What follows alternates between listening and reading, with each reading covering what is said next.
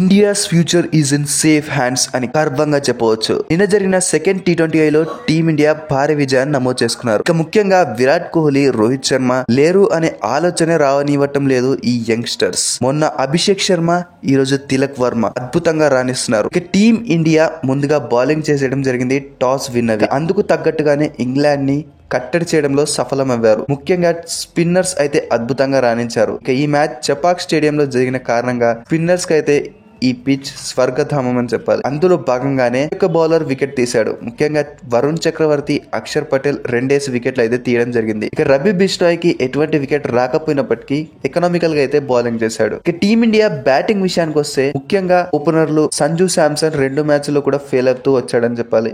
ఇక అభిషేక్ శర్మ కూడా బాగా టచ్ లో కనిపించాడు. 12 పరుగులకు అయితే ఫెవిలియన్ చేరాడు. ఇక ఆ తర్వాత క్రీజ్ లోకి వచ్చిన తిలక్ వర్మ నంబర్ 3 పొజిషన్ కి కరెక్ట్ న్యాయం చేస్తున్నాడని చెప్పాలి. ముఖ్యంగా విరాట్ కోహ్లీ స్థానాన్ని భర్తీ చేయడంలో అద్భుతంగా ఇప్పటి వరకు అయితే బ్యాటింగ్ చేస్తూ వచ్చాడు. ఇక నిన్నటి మ్యాచ్ లో తిలక్ వర్మ సూపర్ హీరో అని చెప్పాలి. చివరి దాకా క్రీజ్ లో ఉండి టీమిండియాకి విజయాన్ని అయితే అందించాడు. ఇక ఈ మ్యాచే కాదు, ఇది వరకు కూడా ఈ పని అయితే చేశాడు తిలక్ వర్మ. విరాట్ కోహ్లీ స్థానానికి పర్ఫెక్ట్ ప్లేయర్ అని చెప్పాలి తిలక్ వర్మ. ఇక 55 బంతుల్లో 72 పరుగులు చేసి టీమిండియాని విజయాన్ని అయితే అందించాడు తిలక్ వర్మ. అయితే ఇక ఓవరాల్ బ్యాటింగ్ విషయానికి వస్తే సెకండ్ టాప్ స్కోరర్ గా వాషింగ్టన్ సుందర్ 19 బంతుల్లో 26 పరుగులు అయితే చేశాడు. ఇక చివర్లో రవి బిష్నాయ్ మంచి క్యామియోతో 2 4 అయితే కొట్టి తిలక్ వర్మకి మంచి సపోర్ట్ అయితే అందించాడు. ఇక 4 బంతులు మిగిలి ఉండగానే టీమిండియా విజయాన్ని నమోదు చేసుకున్నారు. ఇక విరాట్ కోహ్లీ స్థానానికి తిలక్ వర్మ పర్ఫెక్ట్ న్యాయం చేస్తున్నాడని నాకు అనిపిస్తుంది. ఇక దీనిపై మీ అభిప్రాయం ఏంటో కమెంట్స్ లో తెలపండి. Thank you for watching.